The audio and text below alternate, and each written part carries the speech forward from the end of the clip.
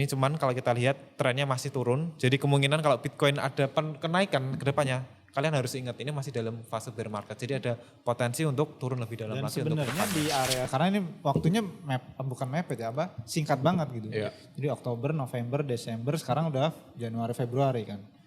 Nah pertanyaan gue satu sih sebenarnya. Apa tuh? Apakah kripto mati gitu? Nah, nanti kita akan bahas siapa gitu kan. Apalagi ngirimnya anonimus lagi. Apalagi ada drama yang file-file keluar gitu kan. Nah ini kembali lagi kayak episode sebelumnya nih. Ngomong-ngomong soal Bitcoin, aset terbesar nomor 2 di dunia itu dijualin sama foundernya men. Waduh. Elon Musk bilang katanya entah tahun ini atau mungkin akhir tahun ini atau tahun depan Dogecoin ini akan dipumping kalau kata dia. Cuman ternyata ada beberapa ahli yang memprediksi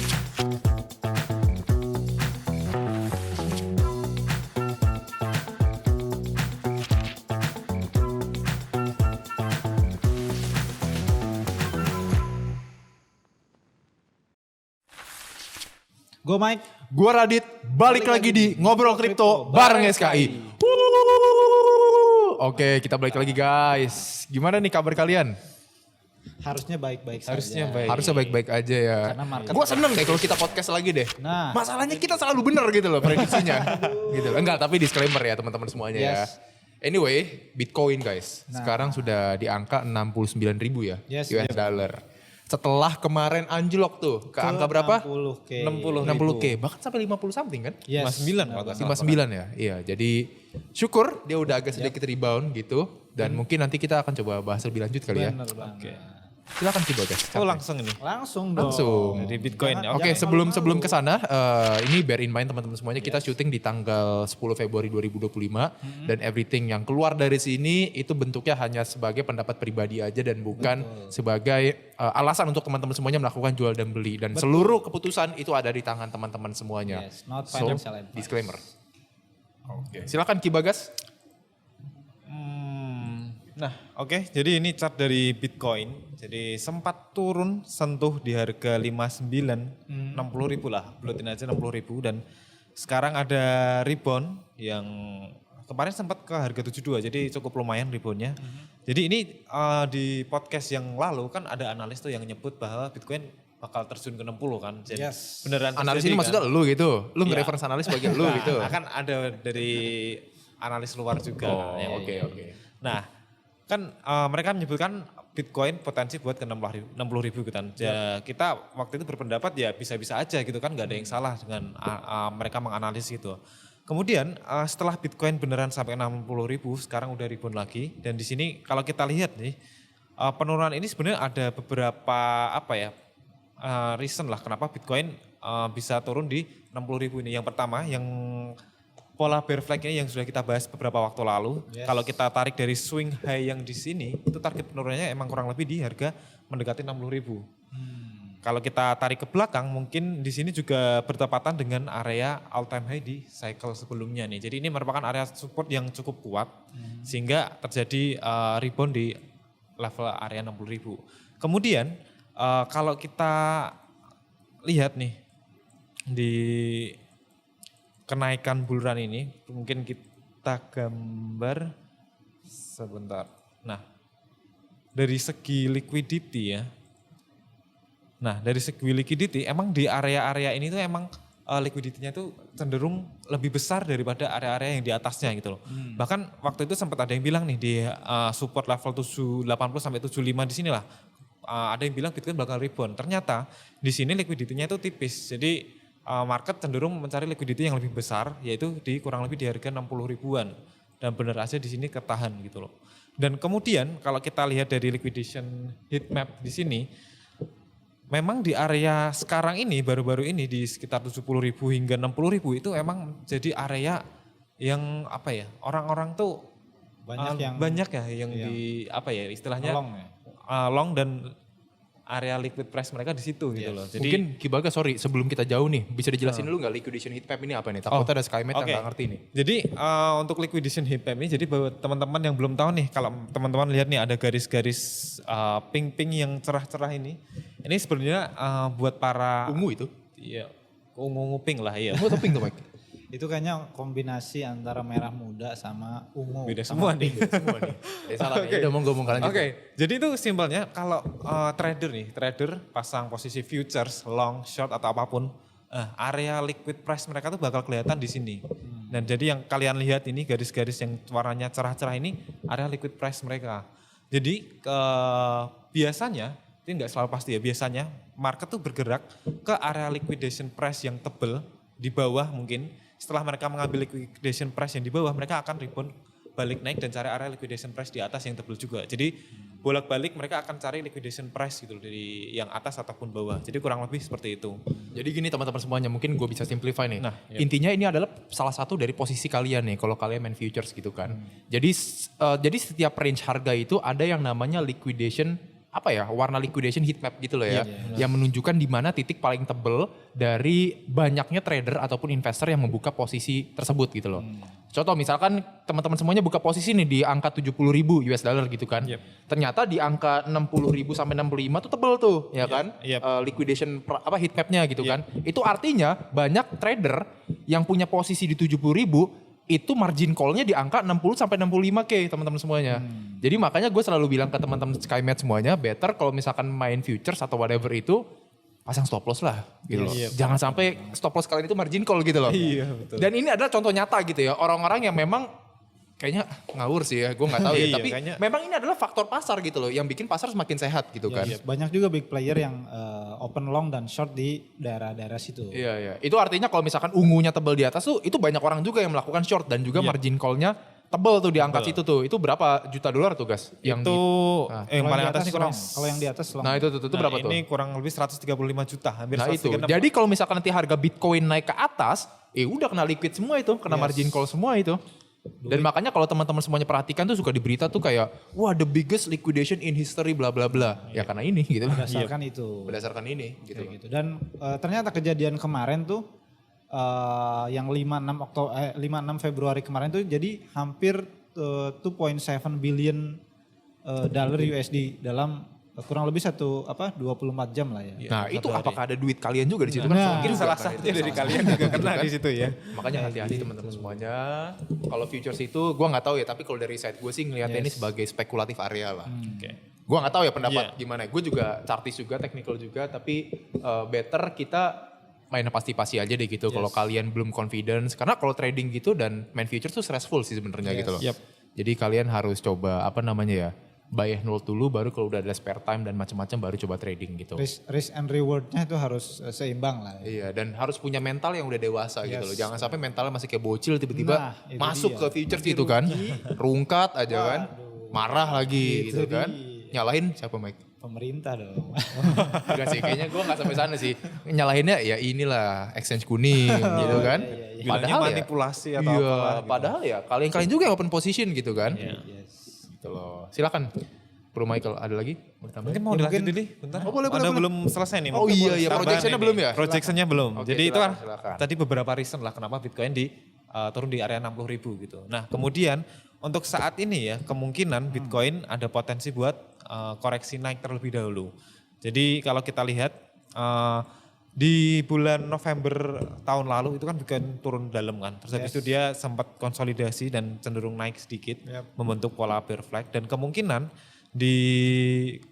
setelah penurunan dalam ini Bitcoin juga akan mengalami hal yang sama. Karena kalau kita lihat di chart BTC One ini, di sini ada sebuah gap di level area 80.000. Ini juga bertepatan dengan area resisten nih di sini. Wow.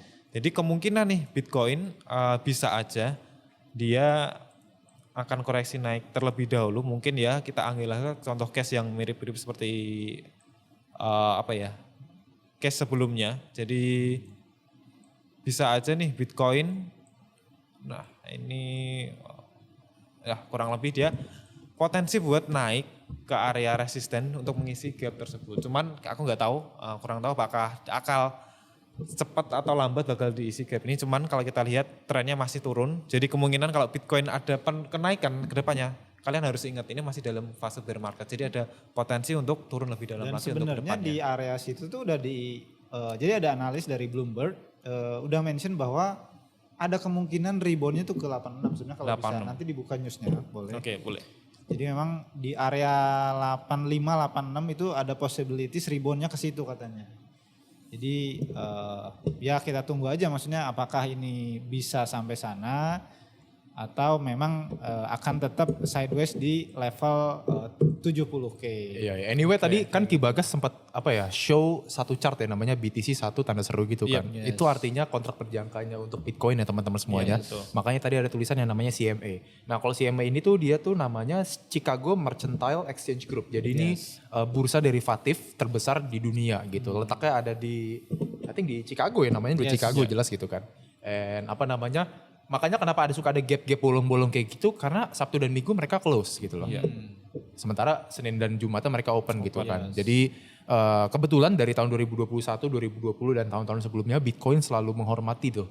Kalau misalkan ada gap-gap dari si CME ini. Ya let's see lah ya apakah nanti dia bisa rebound ke atas lagi atau malah terjun langsung ke dalam gitu. Kalau dari side saya sih sementara ngeliatnya masih bearish banget ini. Dan ternyata ini ada fun fact. Sejak Oktober tahun lalu 2025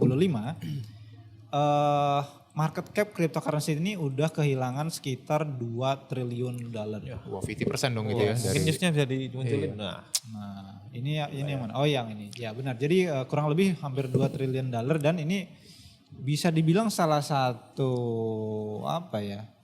kehilangan market cap terbesar adalah di kripto dalam sejarah so far ya, karena ini waktunya bukan mepet ya, singkat banget gitu.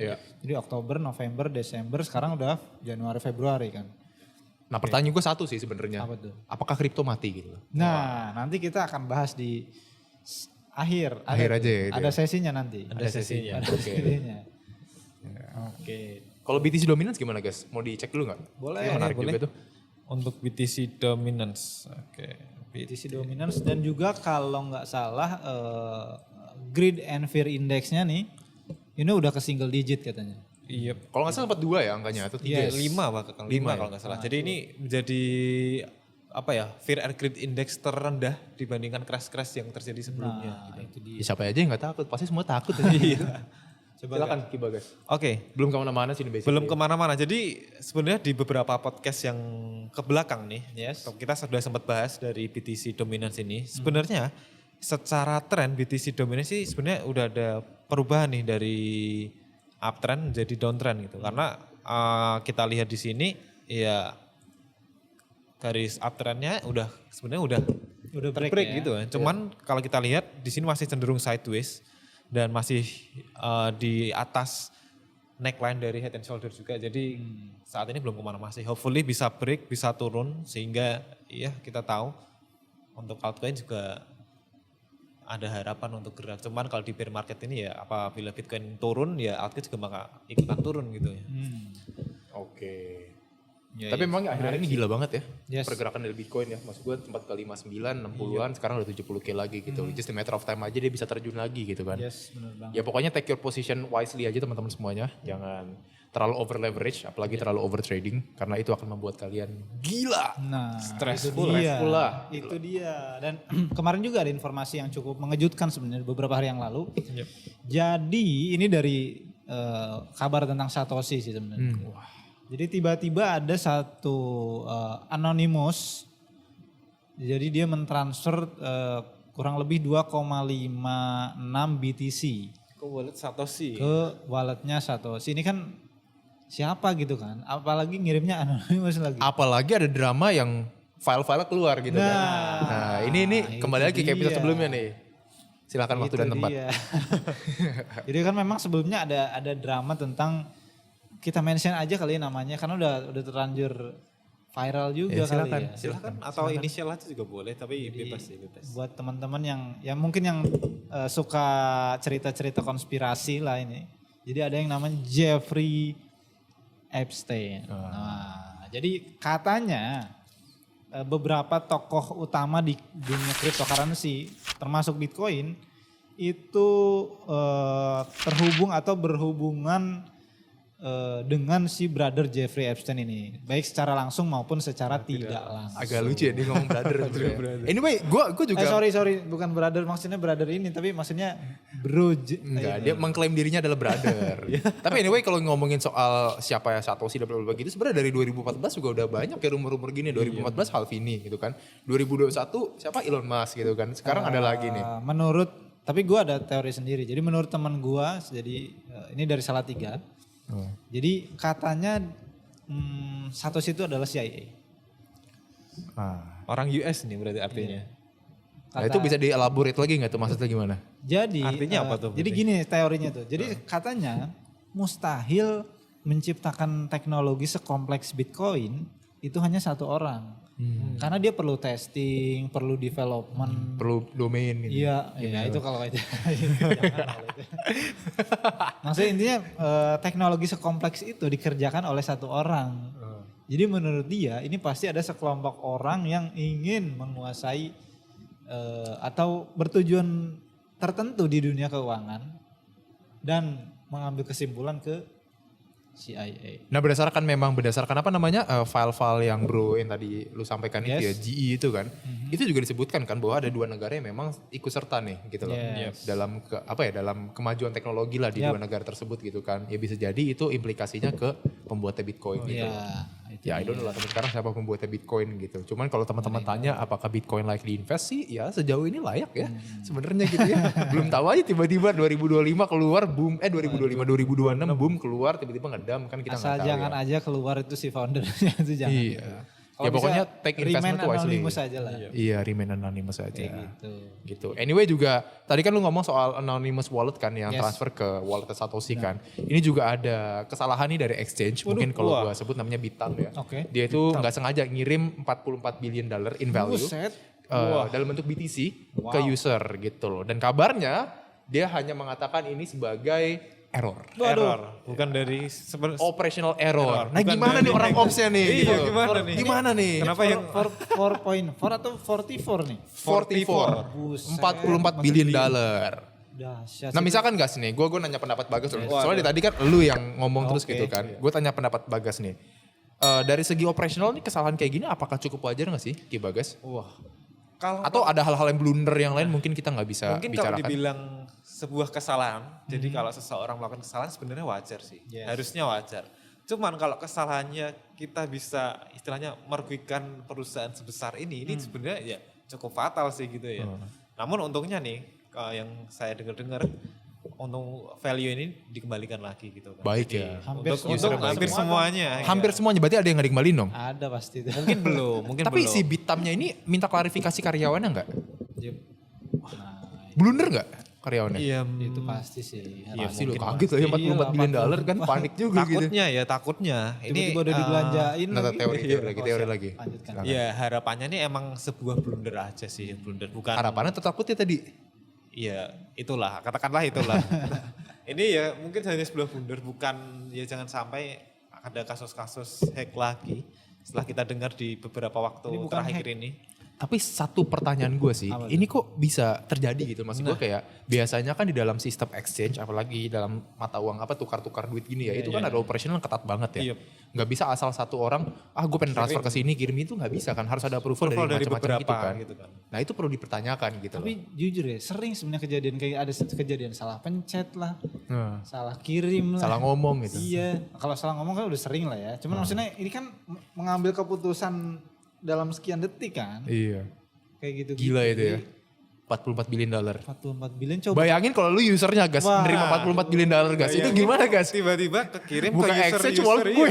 Gila gue kaya raya nih. Tiba-tiba kekirim ke user yang nakal, tiba-tiba langsung dijual tuh. Wah. Iya. Tapi kan mereka KYC juga ketahuan Iya, dong. bakal harusnya ketrack gitu. tetepan sih. Ketrack juga. Tapi kan Bagas punya pilihan untuk mengembalikan atau tidak. Ya itu pilihan masing-masing kalau itu kan. Apakah ego ingin jual tapi nanti endingnya ketrack dan ditangkap atau gimana? Biasanya nggak bisa tidur kayak gitu lah. Iya. Itu Jadi dia. kita main aman aja kalau memang kesalahannya dikembalikan gitu. iya. Tapi gue nggak tahu ya tadi kalian nyebutnya dikembalikan beberapa gitu kan. Berarti masih ada beberapa di kantong dia dong. Ya mungkin masih dalam proses Kalau ya. dari informasi sih nggak 100% balik sih ya. Jujur. Mungkin masih ada beberapa oknum yang nakal mungkin. Iya. Siapakah itu? Apakah salah satu dari Jangan lupa kalian? transfer asetnya ke Samuel Crypto, jual di sini, text of final.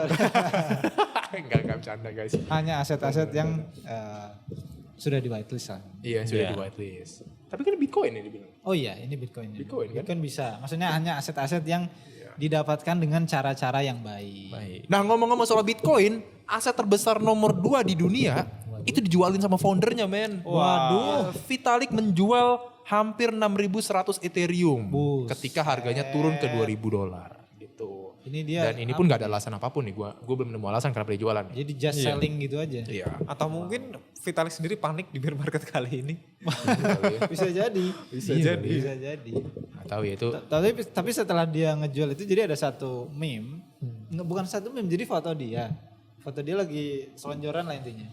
Dia kan pakai kaos kaki hitam. Bolong kaos kakinya.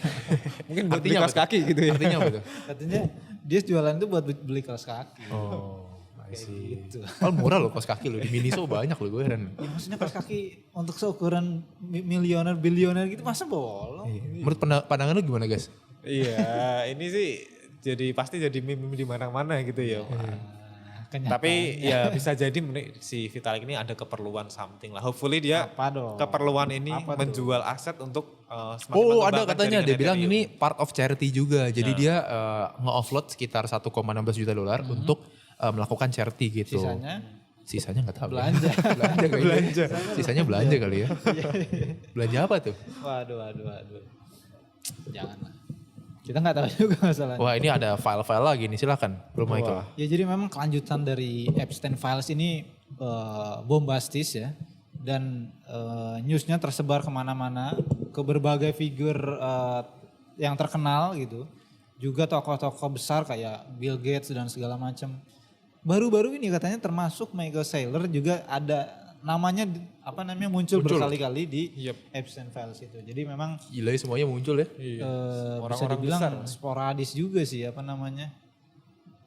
tentang Epstein Files ini, dan ternyata fakta-faktanya pun semakin mengerikan. Jadi semakin banyak files yang keluar, semakin mengerikan informasi yang kita dapat yang terjadi di sana gitu.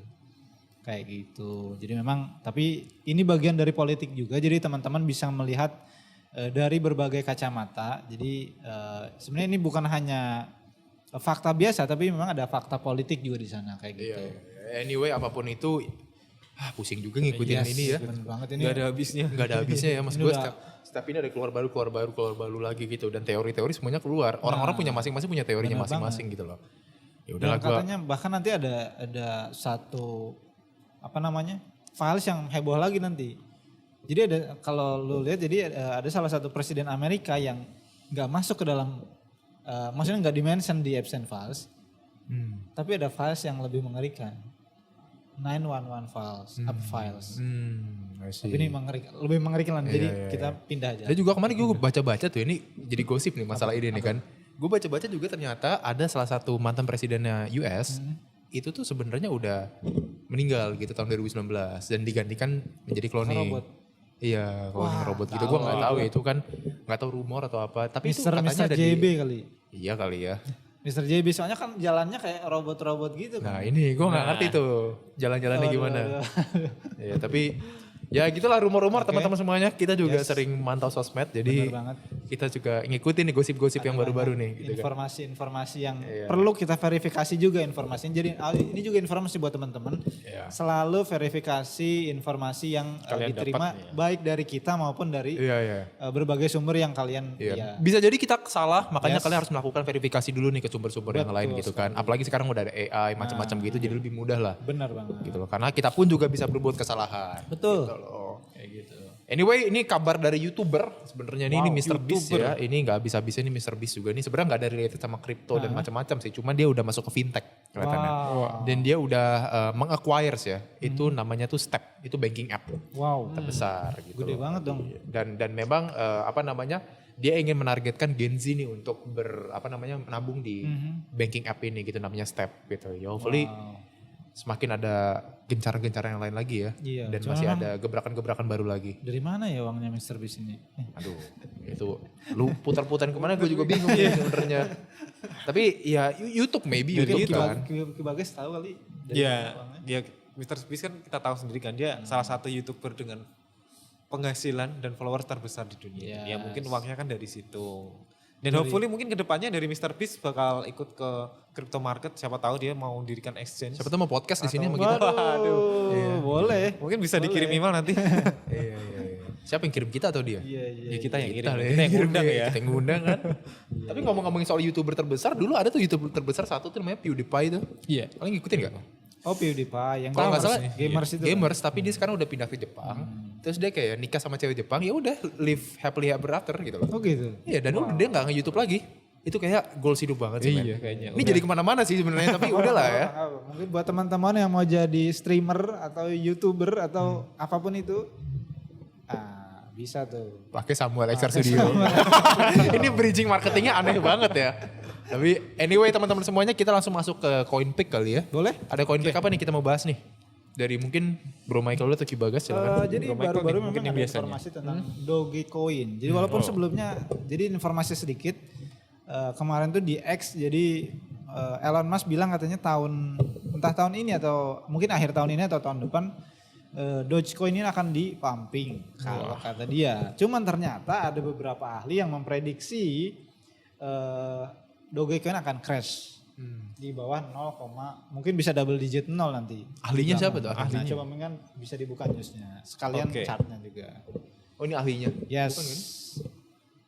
Jadi di situ ada analisanya bahwa Oke. Dogecoin akan mengalami crash. Coba. Silakan Bagas. Oke, jadi kalau kita lihat mungkin ntar ganti yang kripto. Nice. Nah, jadi kalau kita lihat Dogecoin di sini dari 2021, dari mungkin yang masuk dari pertengahan 2021 sampai sekarang 4 tahun, kalian belum nggak mendapatkan apa-apa gitu. Karena Dogecoin ya cenderung sideways aja di situ-situ aja gitu. Nah, kemudian di sini Dogecoin ya sudah turun cukup dalam sejak harga tertinggi di 2024 di cycle ini dia udah turun 83% dari harga tertingginya. Dan kemudian kalau kita lihat di sini juga ada sebuah area support. Jadi sedikit tertahan di area-area level ini. Namun kalau kita lihat bear market belum usai, jadi masih ada potensi untuk Dogecoin ini turun lebih dalam lagi. Jadi bisa saja Dogecoin akan turun ke support yang kurang lebih di bawah sini di sekitar harga 0,05 sampai 0,06. Jadi masih ada potensi untuk alami penurunan kurang lebih, bentar ini nggak kelihatan nih penurunannya seberapa dalam. 0,00 atau 0,0? 0,05. Jadi masih ada potensi 40% lagi penurunan dari harga sekarang ke level support terendah di bear market sebelumnya gitu lah. Jadi masih ada chance penurunan cukup dalam. Jadi buat teman-teman hati-hati kalau mungkin teman-teman yang masih hold Dogecoin, tapi buat yang teman-teman mungkin trading ya bisa manfaatin peluang kalau untuk Dogecoin ini kalau alami penurunan lebih lanjut gitu. Yes. Dogecoin Mike, menurut lu Mike? Yes, jadi memang ini maksudnya kalau teman-teman suka trading bisa ambil posisi short atau long kayak gitu. Tapi kalau buat para investor ini kan menarik kalau dilihat dari chartnya mungkin bisa ditunggu dulu sampai dia turun baru mulai akumulasi kayak gitu. Iya. Kalau Kibagas ada nggak CoinPick ya yang menarik? Kalau untuk CoinPick cenderung sekarang ada sih. Cuman ini RWE komoditas XAUT. Karena kalau kita lihat di sini altcoin PXG atau XAUT? PXG atau XAUT, lebih milih XAUT sih kayaknya. Waduh. Mungkin kita lihat ya dari sini XAUT. Coba di dempetin aja. Oh, mungkin di compare aja kali Iya. ya. Oke. Sebenarnya di luar ini juga menurut gue sebenarnya pas crash kemarin tuh yang reboundnya cukup kencang itu XRP. Iya. Kayak gitu. Itu gue pengen bahas tuh abis ini sebenarnya. Nah. Lu jangan langsung nge-spill gitu dong. itu CoinPick gue sebenarnya. Iya. Oke, jadi ini kalau kita compare ya dari XAUT dan juga Dogecoin. Jadi untuk XAUT saat ini cenderung alami kenaikan dalam beberapa waktu ke belakang. Sedangkan untuk Dogecoin semakin lama semakin turun. Jadi buat teman-teman yang ingin mengamankan aset lah, ini mungkin ini bisa jadi salah satu alternatif lah solusi buat kalian mindahin aset. Nggak perlu keluar dari crypto market, tetap di crypto market, cuman ini kripto berbasis komoditas gitu loh, yang kita tahu sendiri value-nya yang semakin lama semakin naik. Apalagi kita lihat beberapa waktu ke belakang, XAUT ini harganya sempat turun cukup dalam kan dalam beberapa waktu terakhir, dan ini ya mungkin jadi kesempatan buat buy on weakness di XAUT gitu. Cek dulu issuernya teman-teman semuanya ya, karena nggak semua issuernya kalian bisa percayakan gitu. Tapi kalau untuk XAUT I think Tether lah ya, itu udah cukup besar lah, too big to fail juga gitu. Tapi bisa aja fail juga. Iya, siapa tahu kan. Diversify aja gitu loh. Maksud gua kan ada PXG juga, ada Tether, XAUT gitu ya, diversify aja lah. Toh juga itu tokenized real world asset juga kan, tokenized commodities juga. Anyway kalau dari set gue ini adalah XRP. Pertama itu XRP, kedua itu tetap Bitcoin lah. Karena di masa-masa saat ini kita akan terus kembali ke big cap gitu loh, dan pastiin big cap yang kalian pilih itu yang memiliki impact ke dunia nyata gitu. Like Bitcoin punya impact ke dunia nyata gitu kan, XRP udah jelas lah ya kan, udah punya impact ke dunia nyata, ke instrumen keuangan, ke financial service dan macam-macam kayak gitu. Mungkin Ki Bagas bisa dicek tuh XRP kayak gimana chartnya. Mungkin masih turun dulu sekarang, tapi it's worth to invest sebenarnya. Disclaimer. Yes. Disclaimer. Kemarin dia reboundnya cukup kencang dibanding aset-aset kripto lain. Jadi memang harganya selalu dijaga sih dia. Iya. Jadi kalau kita lihat di sini XRP, bentar ini aku ganti dulu nih logaritmik. Nah, jadi XRP di sini sama, turunnya cukup lumayan dalam dengan altcoin yang lainnya. Cuman kalau kita lihat mungkin dari segi fundamental utility dari coin ini, mungkin setelah bear market ini ada potensi buat XRP bisa balik lagi gitu loh. Karena koin ini memang benar-benar digunain di dunia nyata gitu loh. Jadi buat teman-teman, jadi mungkin ya mungkin udah melepas XRP, jadi ini bisa menjadi salah satu pilihan nanti di akhir bear market untuk dipertimbangkan untuk invest gitu ya. Jadi kalau kita lihat di sini XRP sedang uji area trendline support di sini. Jadi kalau kita lihat ya mungkin seiring Bitcoin koreksi naik, mungkin XRP juga akan mengalami kenaikan yang mungkin ya lebih tinggi dibandingkan beberapa altcoin lainnya. Kalau kita lihat di sini, mungkin untuk XRP dalam waktu dekat, jika Bitcoin rebound, dia ada potensi buat uji resisten kurang lebih di sekitar level ya 1,7 lah, 1,7. Namun ingat ini bear market belum selesai, jadi kenaikan ini mungkin hanya sifatnya korektif dan bisa aja nanti ke depan bisa lanjut penurunan kembali. Ya intinya kalau XRP ini tuh dia udah punya apa namanya ya, terms sama government juga, sama financial service di US sana gitu loh. Dan memang ya siapa sih nggak tahu XRP Ripple gitu kan. Ya hopefully ini bisa jadi salah satu aset yang kalian bisa lirik lah, masukin ke dalam watchlist kayak gitu. Di sini gue nggak akan spill kayak meme coin dan macam-macam kayak gitu, cuman kita akan back to the fundamental, kita akan back to the big cap gitu loh. Yang memang secara trend, secara cycle, XRP ini tuh nggak pernah turun kelas gitu loh. Bahkan naik kelas gitu kan. Dulu 2017, 2018 ada lawsuit dan macam-macam, ada masalah. Tapi 2024, 2025 selesai gitu kan. Selesai beres. Dan tinggal kita tunggu waktunya aja nih. Karena menurut gue industri keuangan tuh salah satu industri, bukan salah satunya, kayak satu-satunya industri yang secara growing cepat, secara produk semakin banyak, dan banyak orang juga pakai gitu kan ya. Industri keuangan gitu loh. Lu mau dari profesi apapun, desainer, fashion, macam-macam semuanya itu pasti butuh yang namanya keuangan gitu kan. Betul. Butuh yang namanya bank, butuh yang namanya investment gitu loh. Jadi mau apapun lu mining ataupun pasti akan back ke banking dan semuanya gitu loh. Jadi gue melihatnya kalau misalkan XRP ini juga punya apa namanya impact yang cukup besar nih. Apalagi kalau kita compare dari kripto-kripto yang ada di kripto-kripto di industri keuangan yang lainnya gitu selain XRP itu basically kan flop ya gitu loh. Dan yang ketiga tetap gue akan terus mendukung yang namanya real world asset, bukan untuk sekedar untuk naik tinggi atau apa, cuman real world asset ini bisa menyelesaikan seluruh masalah sih sebenarnya gitu loh. Dan itu part yang gue suka dari kripto gitu, solving real world issue, bukan hanya masuk sini all in bla bla bla pumping gitu kan. Tapi kalau kalian bisa elaborate dan create produk dari sana itu jauh lebih better lah gitu loh. Dan kita akan ngelihat value sebenarnya itu seperti apa gitu loh. Bisa jadi diamond hand lah intinya. Bisa jadi diamond hand gitu. Tapi untuk koin-koin tertentu ya gitu. Jangan sampai koin-koin yang gak jelas gitu loh. Koin-koin yang memang gak ada isinya gitu teman-teman semuanya. Betul sekali. Jadi ya itulah paling coin pick dari gua sih guys. Oke, nice. Ada Sama ada informasi terakhir. Jadi bukan terakhir tapi ini salah satu informasi bahwa Discord jadi buat teman-teman yang pakai kripto dan segala macam pasti tahu lah. Discord ini adalah salah satu sosial medianya anak kripto lah selain Telegram. gamer. Gamers juga. Jadi dia baru-baru ini akan menggunakan apa ya? Face scan. Iya. Jadi Face ID Face scan ID. gitu. Jadi Retina face bukan? Yes, benar banget. Retina scan. Kayak yang udah-udah. Ya udah. Oh jadi mereka ada teknologi baru itu ada. Iya, dan katanya tapi menurut rumor ini tuh lagi-lagi tapi ini rumor ya. Jadi bahwa ini tuh di-back oleh institusional dari Israel. Jadi memang ada objektifnya lah mereka mau retina si usernya ini di Tapi collect. yang bener retina bukan face ID doang ya, itu face scan ya? Enggak retinanya. Oh bener retina? Yes. Wah, Jadi kayak gitu. teringat masa-masa 2025 awal. Nah, Airdrop ya. Waduh. tapi kan kalau nggak salah yang itu harus diperbaharui terus kan. Dan semoga kayak gitulah. Kayak gitu.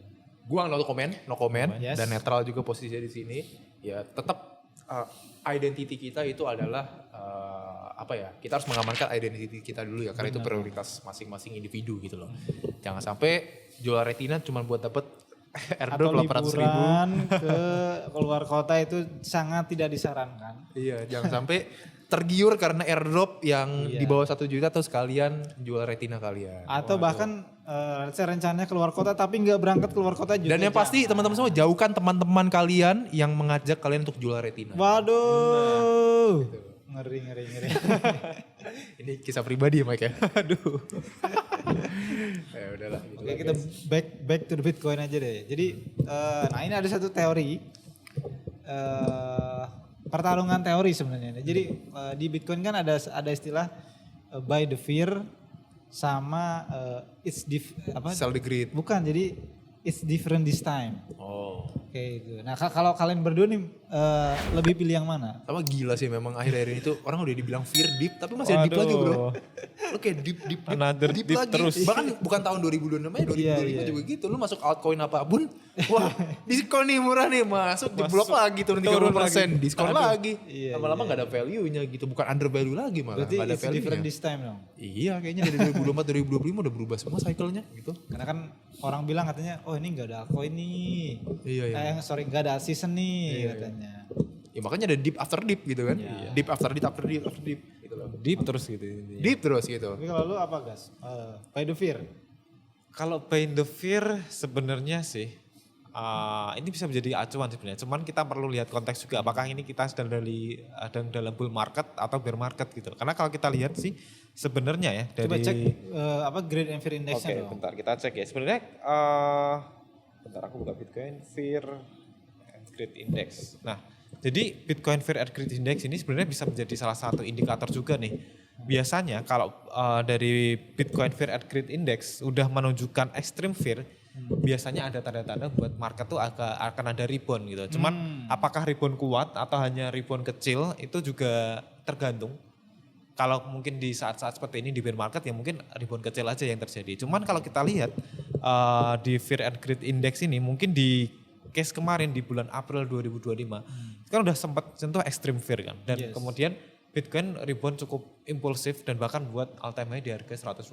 Jadi kalau misalkan di fase-fase bull run ini bisa menjadi salah satu tools lah buat teman-teman buat bantu analisa. Jadi kalau misalkan udah di extreme fear nih, banyak orang yang panic selling, banyak orang yang jualan.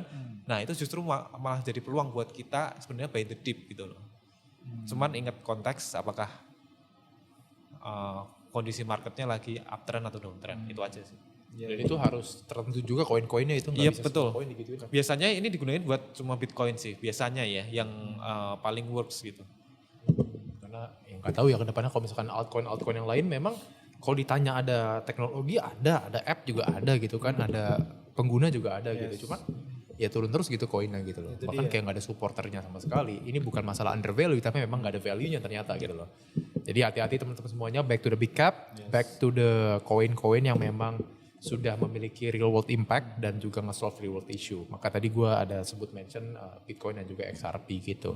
Ethereum juga sama kok. Jadi pilih aja di antara top 5 itu kayaknya juga cukup aman itu lah ya. Masih menarik juga. Masih menarik juga untuk kita cek gitu ya. Cuma bukan berarti tahun sekarang kita ngomong kayak gini, tahun depan tetap sama gitu. Bisa jadi beda lagi gitu. Bisa jadi ternyata bukan XRP lagi top 5 gitu kan.